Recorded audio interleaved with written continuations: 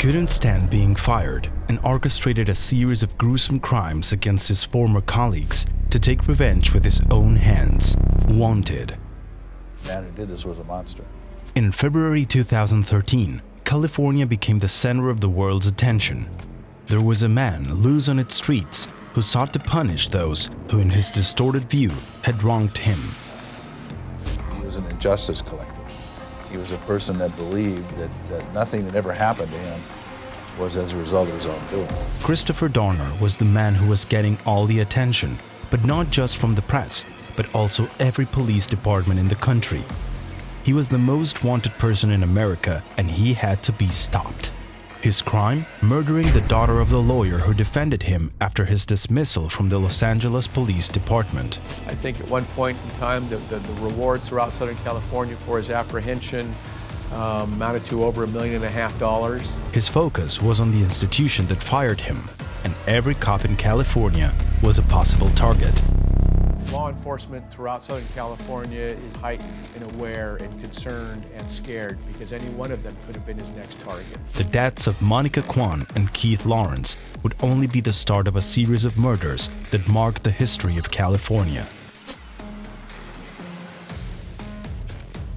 10,000 law enforcement officers are trying to find a killer in Los Angeles, California. A sweeping manhunt triggered by this man, a former policeman accused of a shooting spree, targeting fellow cops and their families. The capture of Christopher Dorner was the top priority of the Los Angeles Police Department, but also of every law enforcement officer in the country who saw in him one of the biggest threats they could face.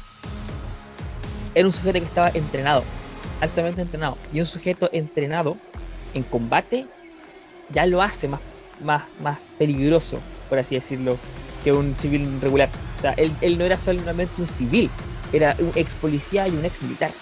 Por ende, él tenía un conocimiento en combate mucho más grande del que tienen los policías. To be murdered for what you do for a living is the height of prejudice. Here's a man who reviled against prejudice in his manifesto, yet he was willing to kill somebody just because of what they were wearing that day. Dorner's horrific crimes would begin with Monica Kwan and her partner, Keith Lawrence. She was the daughter of the lawyer who defended the killer for his dismissal from the police force. However, that would only be the beginning of a bloody wave of shootings that forever marked the state of California. His next victim would be Officer Michael Crane, who was standing at a red light when the killer shot him with a rifle. After he shot the police officers, he just left. He didn't peel out. He just, like, nothing ever happened. No speeding, no nothing. Like, he took, like he was going home. Dorner's escape was already something out of a movie. Cops Fabian registered a hotel in Tijuana where he could have been. However, the final scene took place in the mountains of California. A huge contingent of agents, including SWAT teams, arrived at Big Bear Lake, where they would begin the final phase. If he's watching this, a message for himself is enough is enough. It's time to turn yourself in. It's time to stop the bloodshed. It's time to let this event and let this incident be over. The call wouldn't be heard by Dorner, who in the middle of a crossfire would end the life of another agent. That made 4 dead in his shooting spree. The ex-cop had turned California into the scene of the most horrific crimes in recent years.